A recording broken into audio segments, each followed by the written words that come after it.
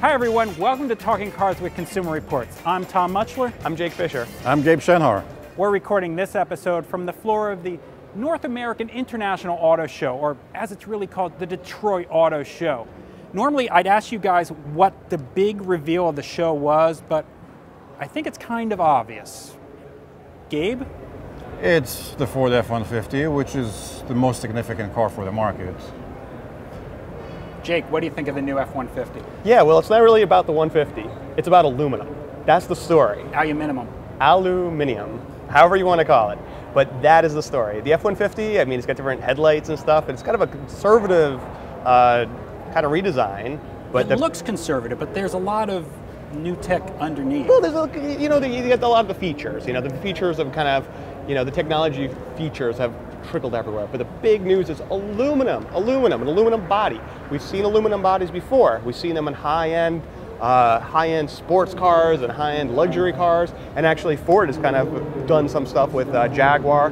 But this is a mainstream. I mean, this is the mainstream vehicle, the number one seller. It's been done in Land Rovers since 1948. Well, that's a low-volume car, and it's not a pickup truck where people are used to abuse it, throw gravel in it, in the bed, and whatnot. So Land Rovers aren't tough? I mean, this isn't like an Audi. It's not an aluminum, unibody.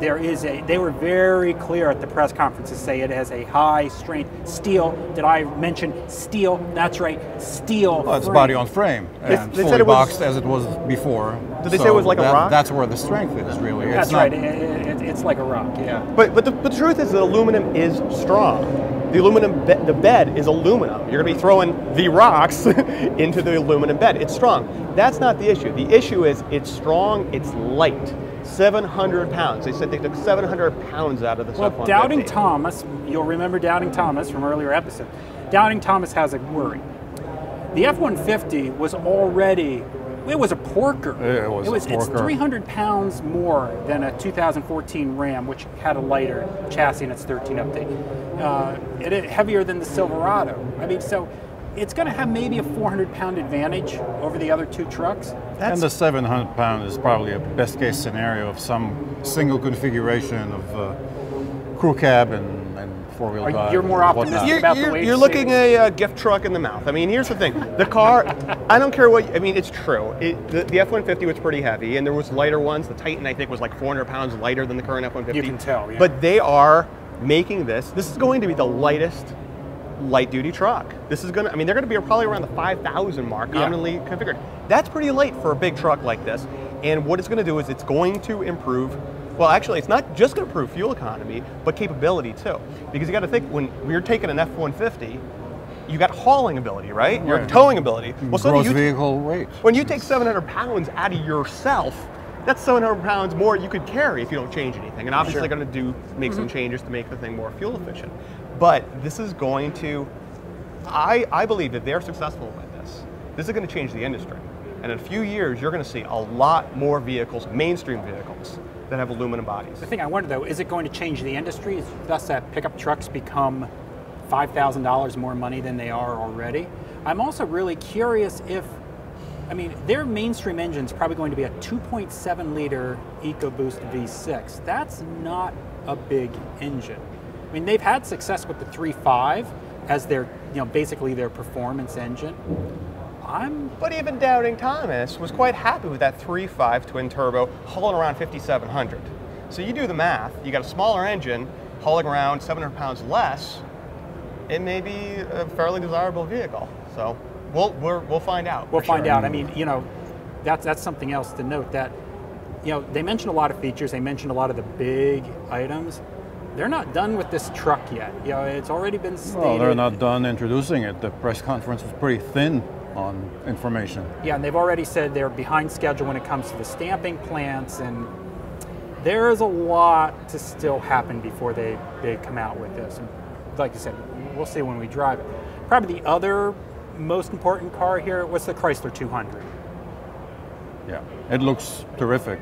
I mean, I think it looks very much like almost like a Ford Fusion, which is a big compliment. I think it looks a lot like a Lincoln MKZ, which is a Ford Fusion, yeah. Yeah. I mean, I just hope that they've done their homework on this platform, because, I mean, the other descendants of this this car, the Cherokee and the Dart, haven't really hit the market running. So I hope their development homework is done there.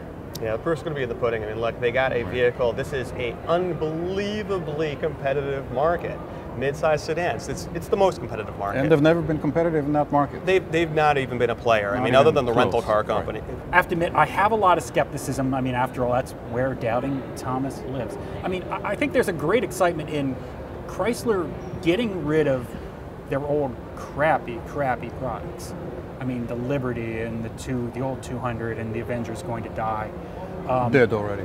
Yeah, but I'm not sure that leveraging this Dart, this Alfa Romeo Giulietta platform I'm not sure how good that platform is. I mean, the Dart, when they introduced the Dart, it was a sales flop and it needed a ton of tweaks to become competitive. The 2014 car is considerably nicer.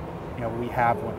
The Cherokee, it's a sales success, but our first impressions we're not overwhelmed by the car. It's not going to be a top-of-class car. So I'm wondering, you know, if they hobbled themselves. I think they'll take it to the max. They'll hit the wall at some point.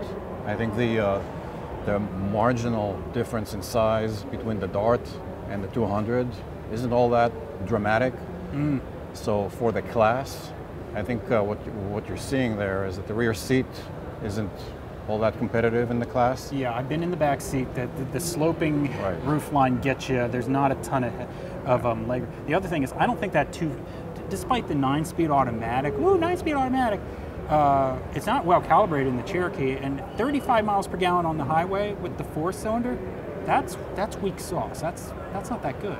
Well, the 200 is more aerodynamic. I think it has the potential to shine in a few areas. So it may not be an excellent all-rounder like a Toyota Camry, but with the combination of styling and some of the interior features, the electronic shifter, the huge amount of room that there is with that flexible console there, I think it's going to have an appeal. And there's going to be a huge price span. I mean, it starts at $21,700, it reaches up to $37,000. It'll have all the advanced safety features that our Cherokee Limited has.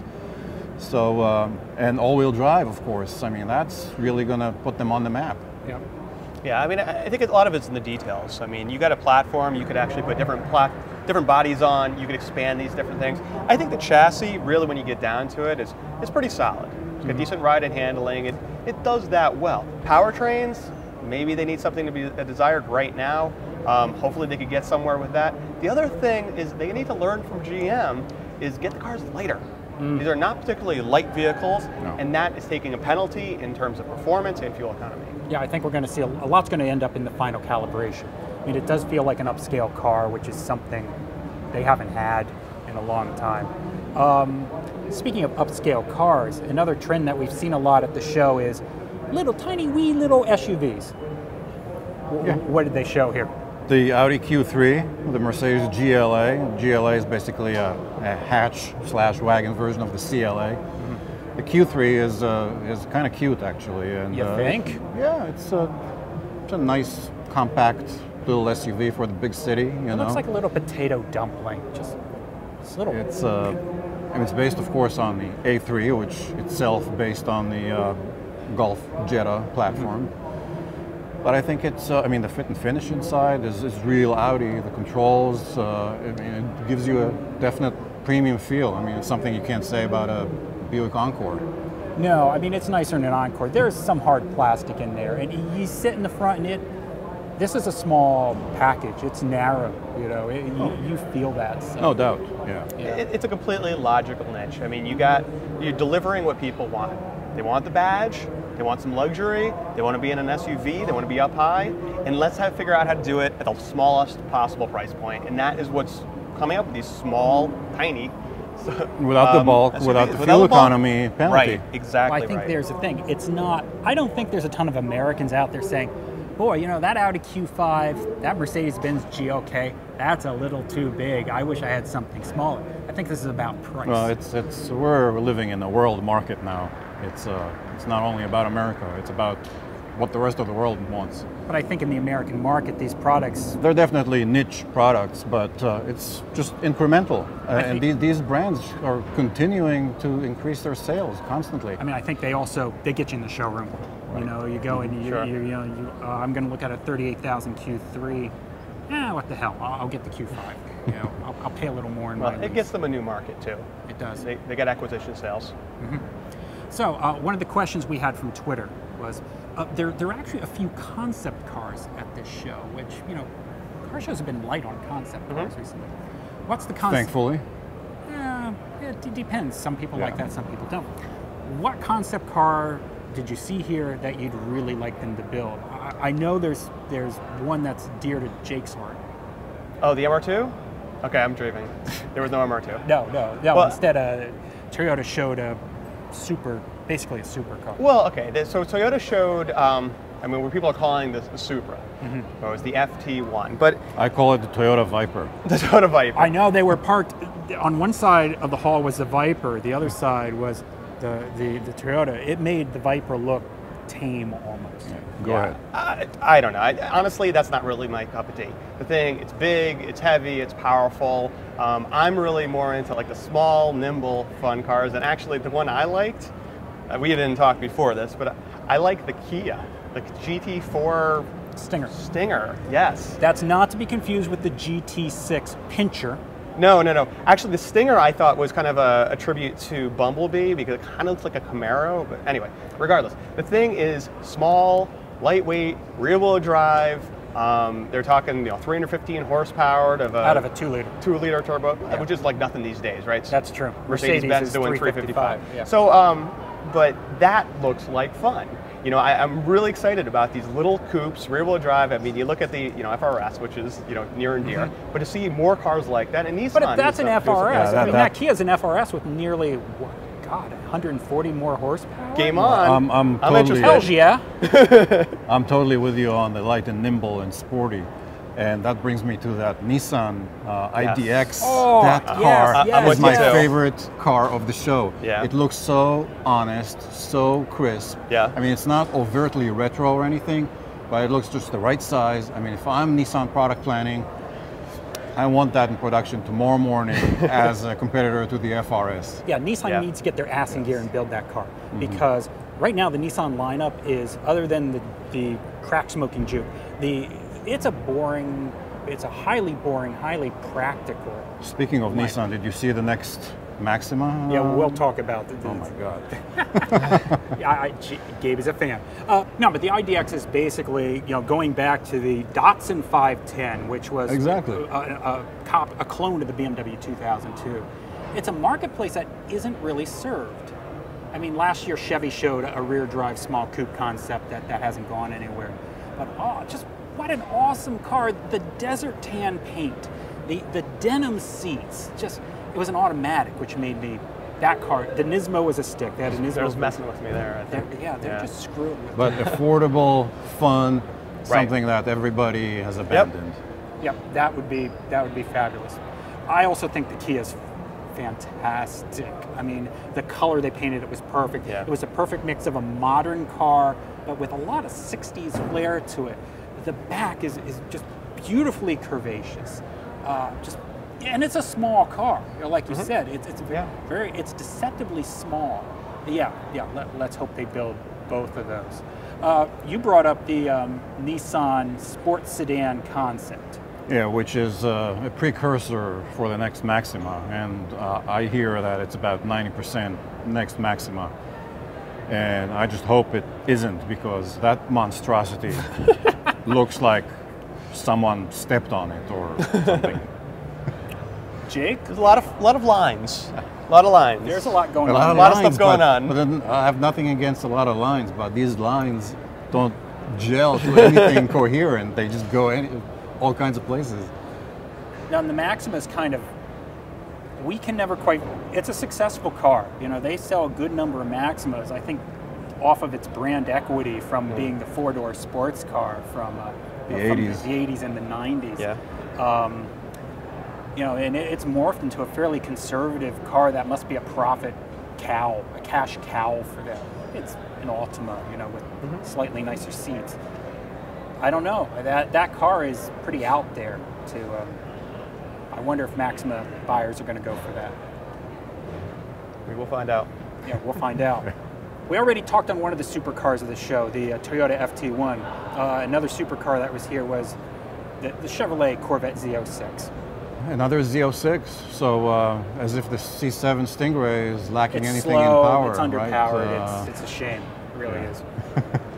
I think all the cars need to be at least 600 horsepower, so that fits the bill. I think at least 625. Yeah, we're going to have a ratings chart of cars that are above 600 horsepower, and we'll see how it competes. But you need to have 600 to get a top score. I'm a big fan of the Stingray, and this looks awesome, so I'm looking forward to driving There was one thing I was intrigued by. The Z06 in its past iterations has always been the higher performance version of the car. You know, it was bought by the track enthusiasts, which made me very curious that now you can get an automatic Z06. They introduce it. And a removable roof panel.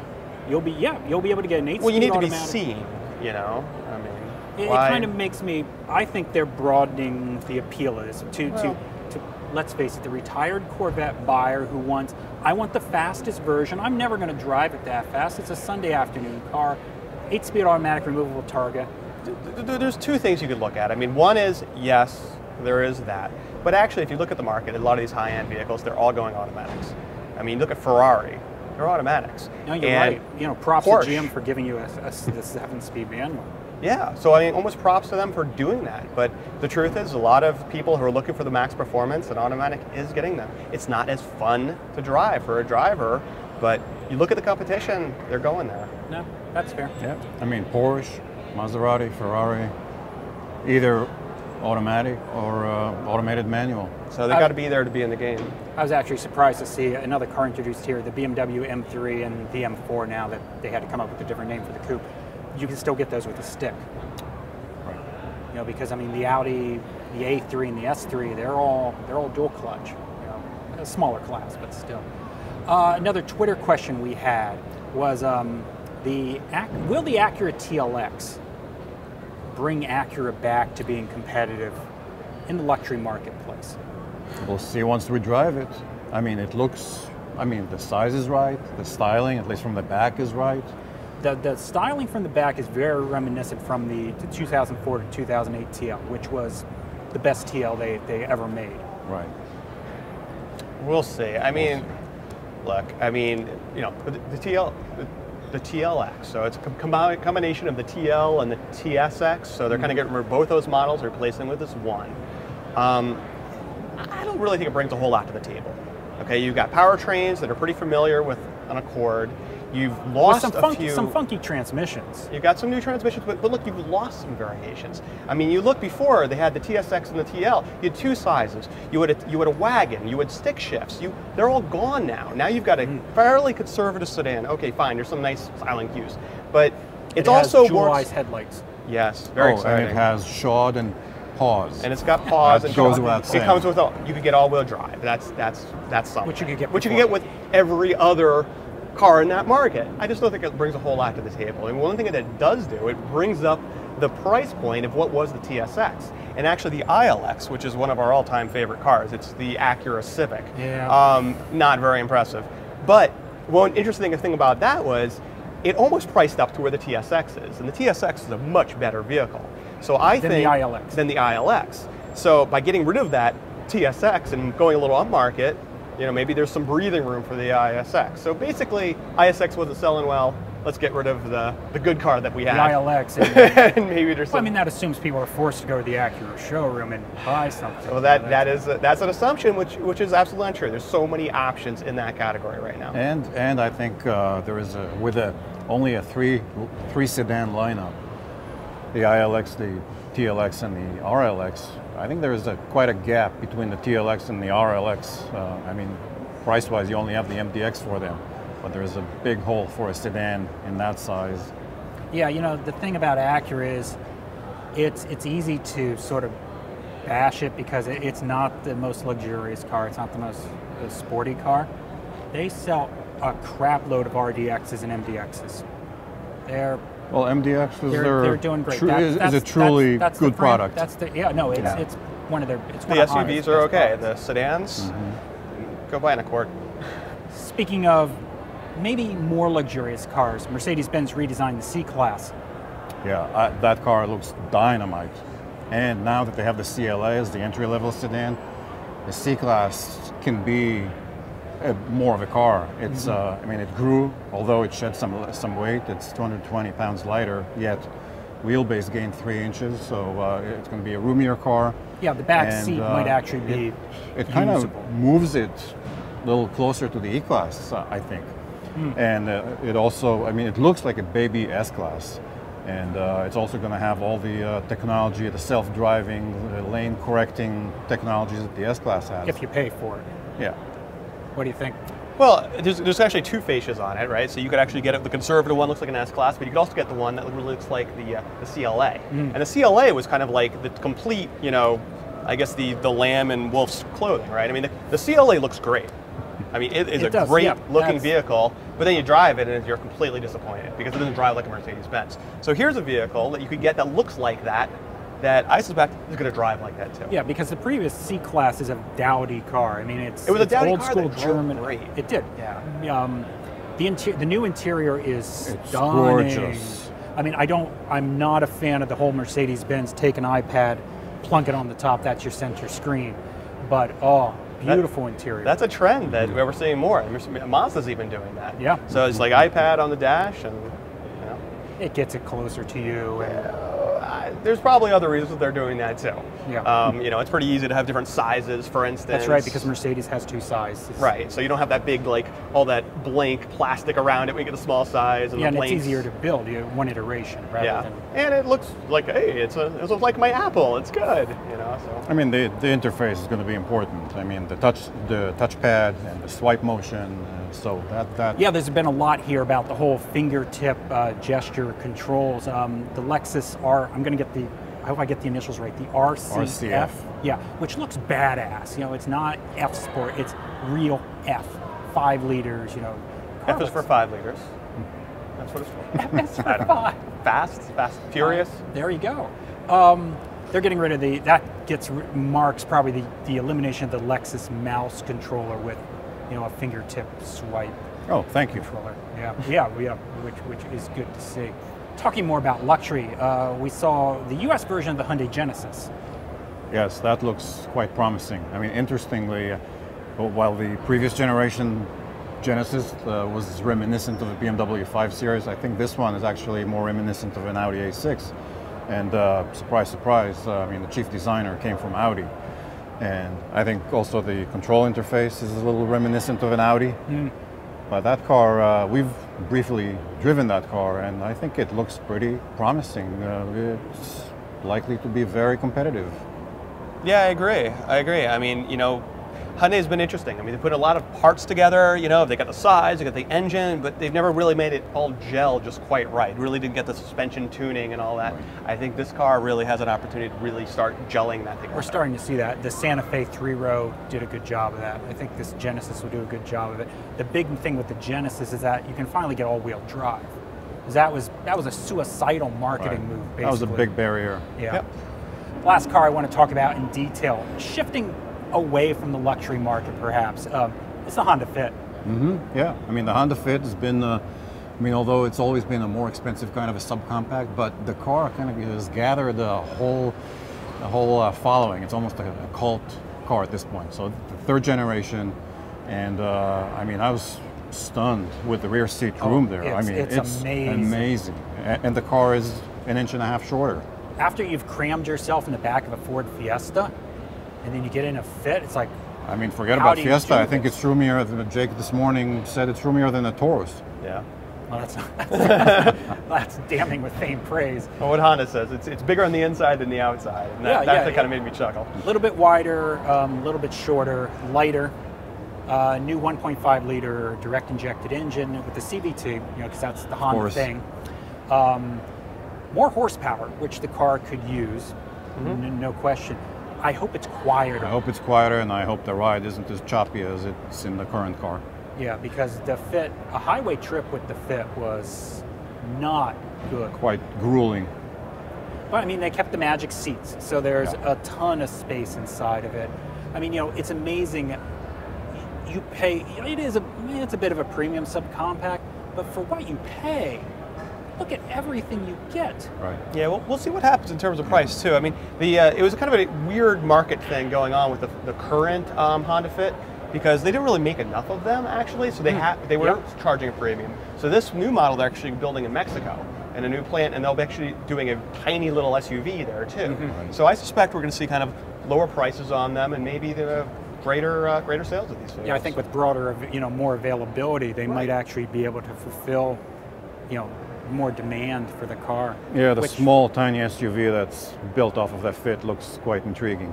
The irony is that I think that Fit has more room in it than many of these small luxury compact SUVs. Possibly. Yeah, very practical car. So that's going to pretty much wrap it up for our Detroit Auto Show coverage. We want to thank you for watching. I want to thank all the people who came up to me on the show floor saying how much they enjoy the show. We really enjoy bringing it to you. As always, thank you.